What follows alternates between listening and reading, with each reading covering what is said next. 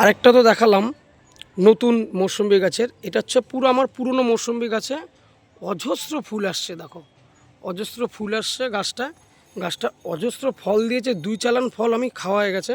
আবার এখনও সেই গাছে পুরনো গাছেই ফুল বেরিয়েছে এবং আগের এখনও 2-3টে মৌসুম্বি অলরেডি হয়ে রয়েছে হলুদ কালার। আমার মেয়ে আসবে বলে ওর জন্য রেখে দিয়েছি। ও বলেছে পিসা এই মৌসুম্বি কিন্তু তুমি আর কাউকে দেবো না, আমি এর আগে মৌসুম্বি একটাও খাইনি, এবার আমার জন্য রাখবে। যাক, হলুদ হলুদ কালার হয়ে গেছে, কালকে হয়তো মেয়ে আসবে, মেয়ের জন্য রেখেছি, মেয়ে আসলে পারবো।